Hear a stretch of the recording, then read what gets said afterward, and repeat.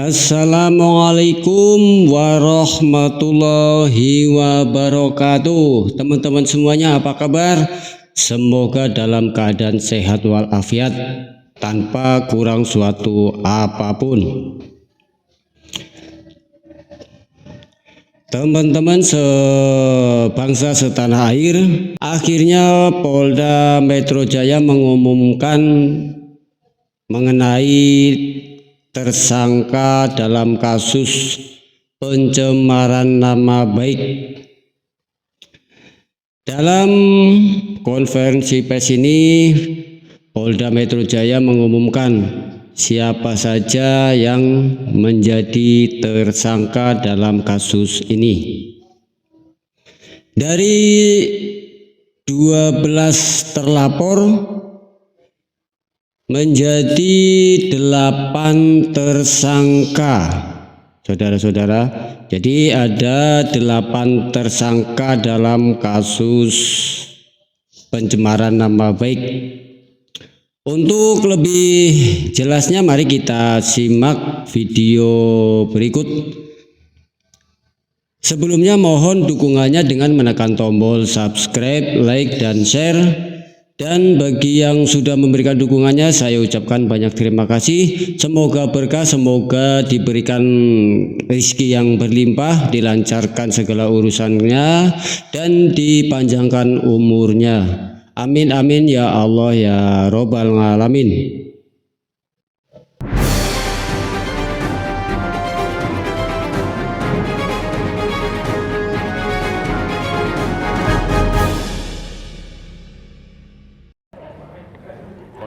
Konferensi pers ya.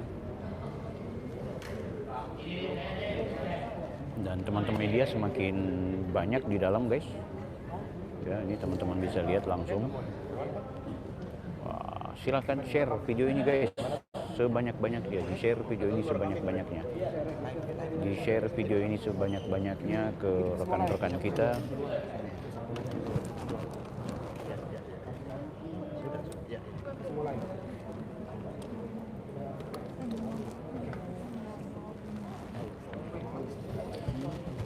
View seperti yang dilihat kita bisa Sentana Racing dan Lightning mungkin lagi sakit.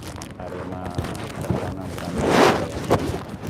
Oke, penerus pejuang, saya nonton dari sini saja. Siap Bapak Darman. Ayo teman-teman, ajak share ke teman-teman yang lain ya.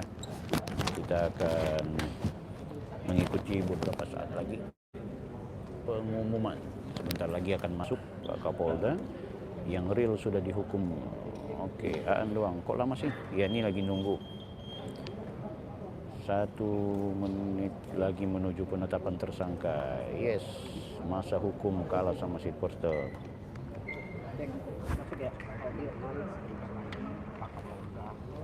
Mantap. Teman-teman sekalian, tentu ini menjadi sesuatu yang menarik karena tersangka bakal diumumkan. Kita tahu bersama bahwa momentum kali ini bakal rame. Dari 12 yang terlapor, apakah 12-nya tersangka atau cuma 3 yang tersangka? Kita masih menunggu ini informasi. Beberapa saat lagi akan segera diumumkan. Jadi 12 tersangka, jadi apa 12 terlapor ya? 12 terlapor ya? 12 calon tersangka. Ya, dan calon tersangka berpotensi 80 orang. Kurang berapa? Ya. Kurang 72. Iya. Ya.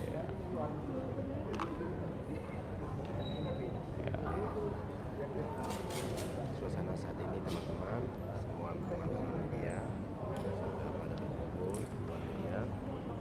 Yang di depan juga sudah melantai teman-teman. Iya, ini banyak yang melantai ya? Lantai karena memang tempatnya hari ini sangat banyak. Banyak sekali.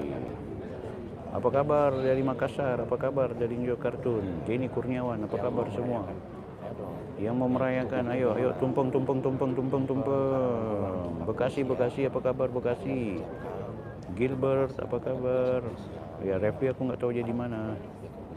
Awas ngamuk-ngamuk. Indra Tanto, apa kabar? Suro Singsa, Ngawi selalu hadir, apa kabar? Oliver, jangan cuma potong tumpeng lo, kirim ke gue, tahu nggak? Ya, ada gelar perkara khusus. Oke, siapkan tumpeng, siapkan tumpeng. Tolong tulis di komentar. Tolong tulis di komentar siapa yang mau potong tumpeng hari ini. Tulis. Siap.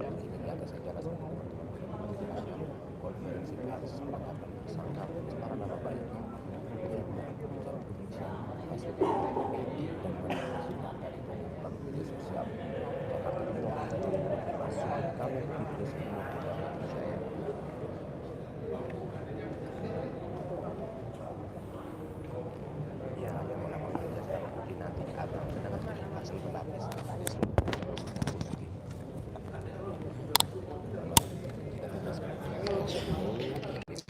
Ayo Brojo Musti, apa kabar? Agis Art Wonogiri hadir. Gozen, saya potong tumpeng. Ayo, siapa yang potong? Ngaku yang potong ayam siapa? Yang potong tumpeng siapa? Yang potong kambing siapa? Ayo ngaku, tulis di komentarnya, tulis. Dapat bocoran guys, dapat bocoran, jangan bilang siapa-siapa ya. Yang bakal jadi tersangka itu ada sekitar Banyuwangi. Guys, tolong share video ini ya guys ya. Share video ini sebanyak-banyaknya ke teman-teman kita. Share ke mereka yang klaim bahwa teroris tidak bakal jadi tersangka. Oke guys, beberapa saat lagi Mike sudah dicoba-coba. Guys. Dan di tengah-tengah kita juga hadir tokoh masyarakat kita, Andi Azwan.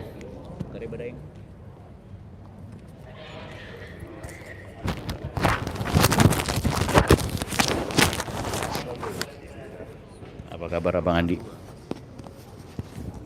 Bagaimana kabar? Baik. Tanggapan Bang?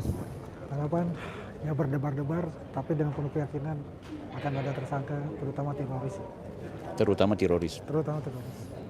Tapi bocoran bahwa tidak berkemungkinan tidak jadi tersangka? Nggak mungkin tidak jadi tersangka. Iya. Dengan 117 saksi, pelapor dan ahli, 500 alat bukti ya, nggak mungkin. Ya. Bagaimana dengan 12 terlapor? Apakah ke-12 itu bakal... Saya tidak tahu, tapi kalau keyakinan saya teroris itu ya. Sejauh ini sudah ada koordinasi dengan Pak Jokowi dan kuasa hukumnya? Kita lihat aja ntar. Oh sudah ya? Kita lihat aja. Oke. Siap.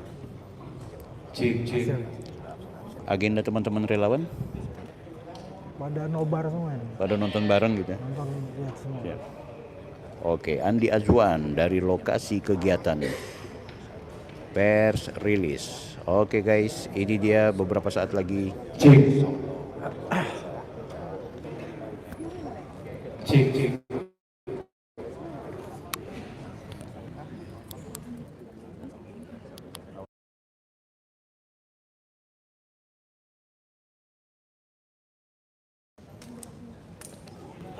Oke teman-teman sekalian, inilah dia saat-saat yang kita tunggu, kehadiran dari Kapolda dan juga Wakapolda ya.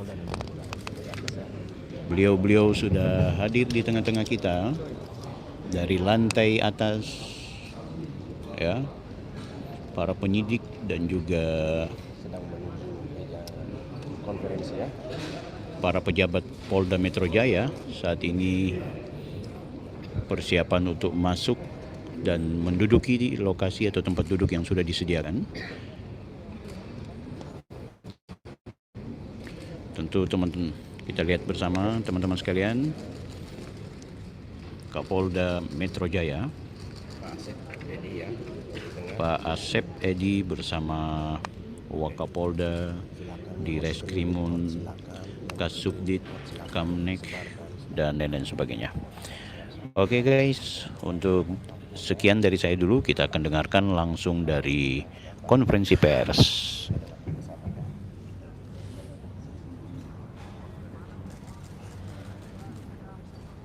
Baik rekan-rekan, saya mulai ya. Bismillahirrahmanirrahim. Assalamualaikum warahmatullahi wabarakatuh. Selamat pagi, salam sejahtera sekalian. Om Swastiastu, Namo Buddhaya, salam kebajikan. Yang saya hormati hadir di sini Pak Wakapolda Metro, Pak Brigjen Dekananto, juga hadir di sini Pak Dirkrimum, Pak Komisiman, serta Kasubdit ya, Pak Akta, Humas dan Humas, dan juga seluruh rekan-rekan media sekalian yang saya cintai, saya banggakan. Mungkin langsung saja perlu saya sampaikan di sini bahwa Polda Metro Jaya telah menetapkan 8 orang tersangka dalam perkara pencemaran nama baik, fitnah, dan manipulasi data elektronik yang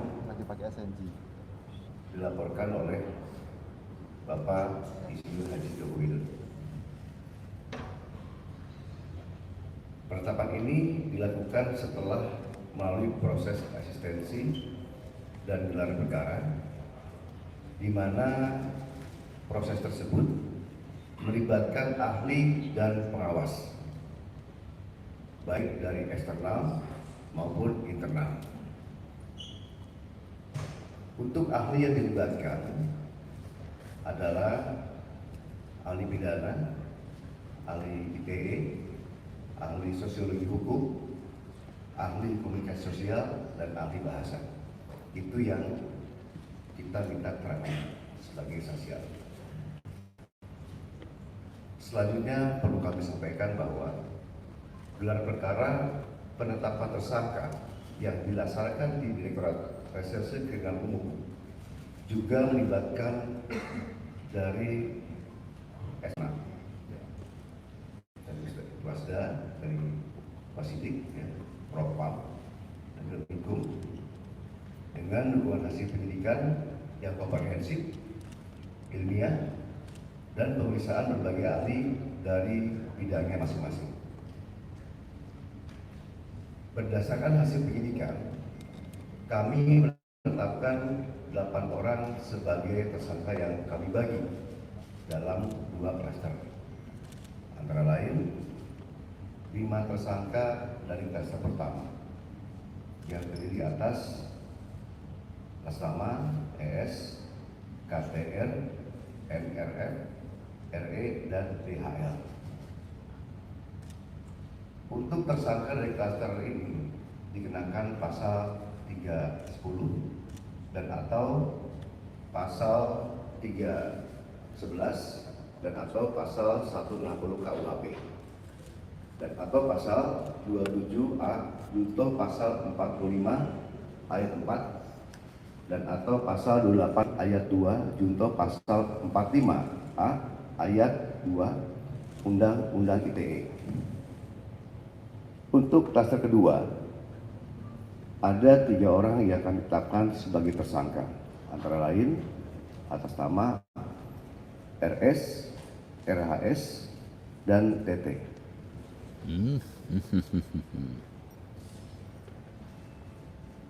Tersangka pada klaster 2 dikenakan pasal 310 dan atau pasal 311 KUHP dan atau pasal 32 ayat 1 junto pasal 48 ayat 1 dan atau pasal 35 junto pasal 51 ayat 1 dan atau pasal 27A junto pasal 45 ayat 4 dan atau pasal 28 ayat 2 junto pasal 45A ayat 2 Undang-Undang ITE. Berat guys, berat. Rekan-rekan media yang saya banggakan, dalam prosesnya penyidik telah memeriksa 130 saksi dan 22 ahli dari berbagai bidang yang terdiri dari 1 Dewan 20 tahun penjara, 20 tahun penjara. Kedutaan Informasi Pusat, Teroris. Yang ketiga Dirjen Peraturan dan Perundang-undangan. Banyak junto, banyak junto. Yang keempat Akademisi Digital Forensik. Yang kelima, asosiasi digital forensik. Yang keenam, praktisi digital forensik. Yang ketujuh, ahli bahasa Indonesia. Yang kedelapan, ahli sosiologi hukum. Yang kesembilan, ahli psikologi massa. Yang kesepuluh, ahli komunikasi sosial. Yang kesebelas, ahli anatomi dari UI. Yang ke-12 ahli hukum ITE. Yang ke-13 ahli hukum pidana.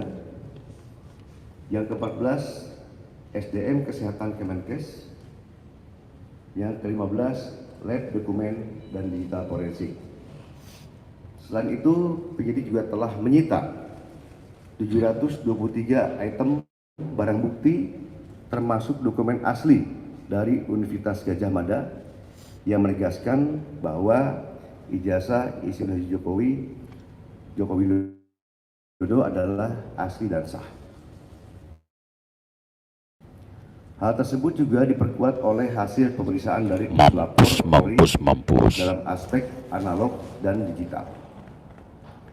Berdasarkan temuan tersebut, penyidik menyimpulkan bahwa para tersangka telah menyebarkan tuduhan palsu dan melakukan edit serta manipulasi digital terhadap dokumen ijazah dengan metode analisis yang tidak ilmiah dan menyesalkan publik.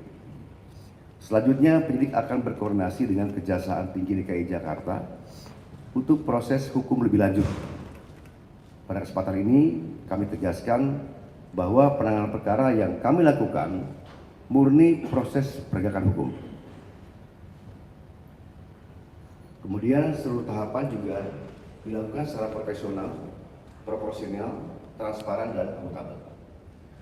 Oleh karena itu, kami menghimbau kepada masyarakat untuk bijak dalam menggunakan media sosial, jangan mudah terprovokasi oleh informasi yang tidak benar, serta selalu melakukan cek dan klarifikasi sebelum menyebarkan sesuatu. Mari kita jaga bersama suasana yang sejuk, aman, dan tertib agar ruang publik bisa selalu nyaman dan kondusif. Demikian yang kami sampaikan. Sekian, terima kasih. Wassalamualaikum warahmatullahi wabarakatuh. Om Santi Santi Om. Namo Buddhaya. Salam kebajikan. Terima kasih. Baik, mungkin silakan dari rekan-rekan media, mungkin ada yang mau ditanyakan.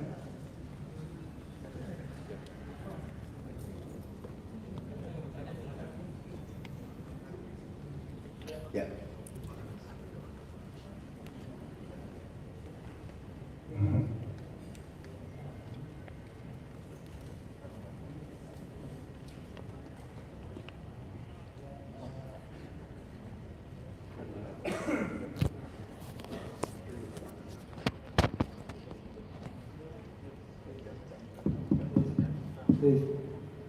Izin Pak Kapolda, Pak Wakapolda, Pak Dir, Pak Kasubdit, saya Adi Anugrahadi dari liputan6.com. Ada dua yang ingin saya tanyakan, pertanyaan ringan saja. Yang pertama, bagaimana Polda Metro Jaya memastikan bahwa kasus ini diusut sampai ke tahap pengadilan. Yang kedua, yang kita tahu bahwa jarak antara pengumuman yang dilakukan oleh Barreskrim Polri dengan yang disidik oleh Polda Metro Jaya itu kan ada kaitannya gitu loh. Pada saat Barreskrim Polri mengumumkan bahwa tidak ada unsur pidana di dalam laporan ada aliansi masyarakat itu, apa yang membuat kasus ini terbilang lama dalam proses penyidikan? Apakah itu kaitannya dengan unsur pasal yang disangkakan oleh Polda Metro Jaya terhadap para terlapor atau seperti apa gitu? Terima kasih.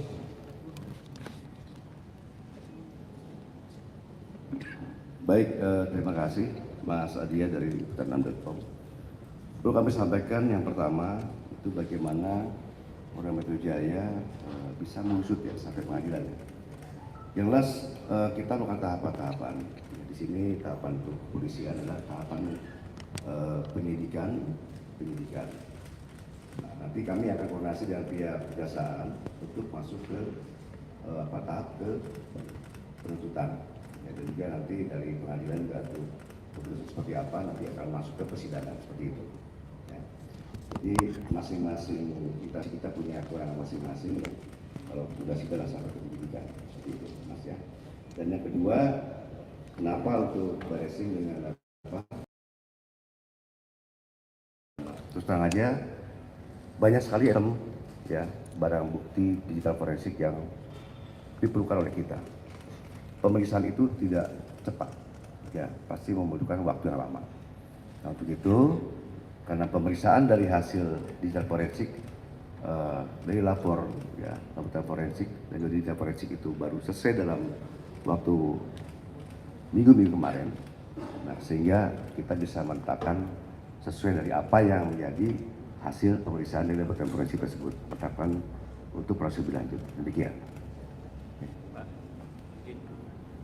Nanti silakan, mungkin kalau untuk teknis lagi Pak Dirkrim bisa menyampaikan.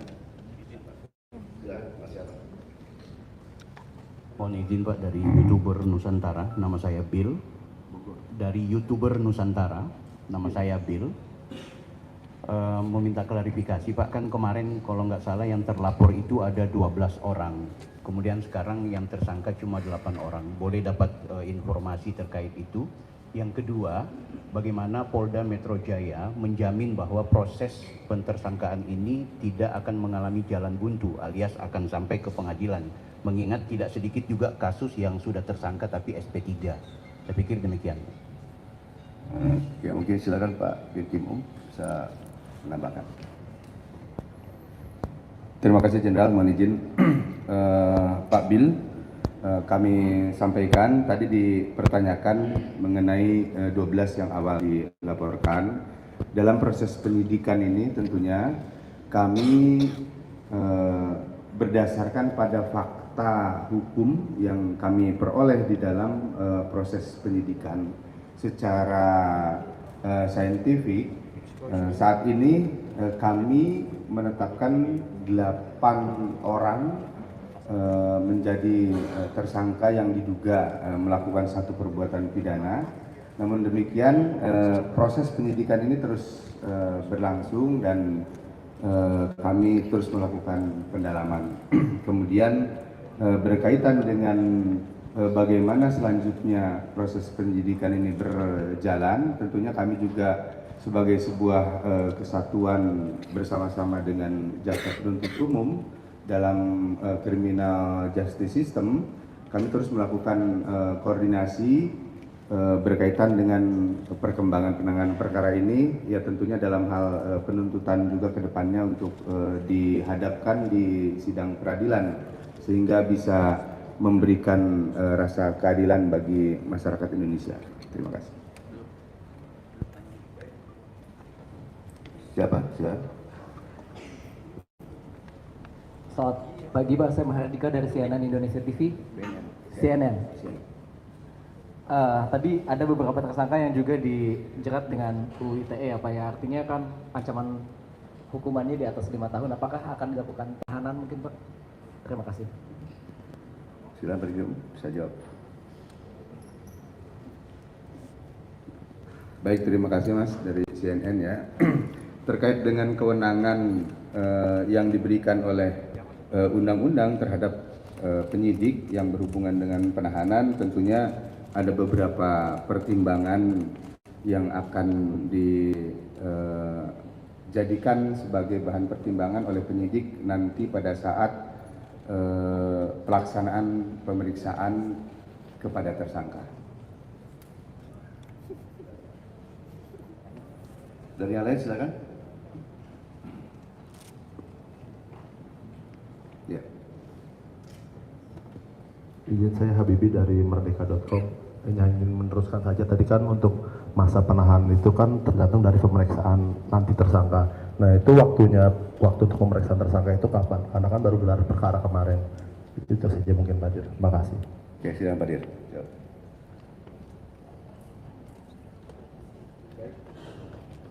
Terima kasih. Tentunya kita setelah ini akan mengirimkan surat panggilan kepada yang bersangkutan. Kami berharap mudah-mudahan dari para tersangka bisa memenuhi panggilan kami sehingga hak yang bersangkutan sebagai warga negara untuk menyampaikan klarifikasinya dalam bentuk berita acara itu dipenuhi juga oleh yang bersangkutan. Silakan satu lagi ya.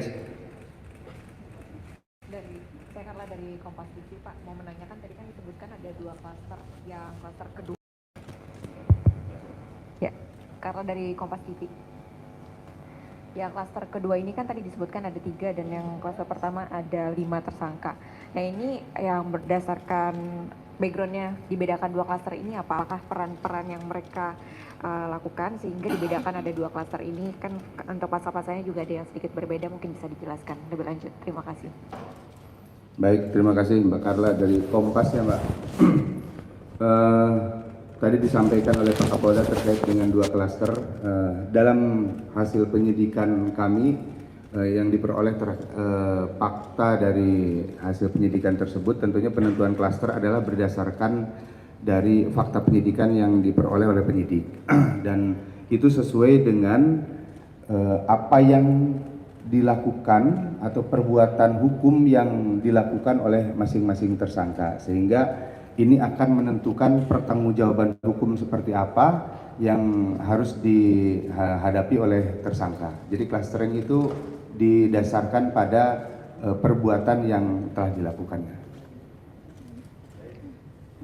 Baik ya rekan-rekan, saya rasa cukup ya. Itu yang dapat kami sampaikan. Ya. Itu saja yang dapat kami sampaikan ya. Terima kasih atas perhatiannya. Terima kasih. Wassalamualaikum warahmatullahi wabarakatuh.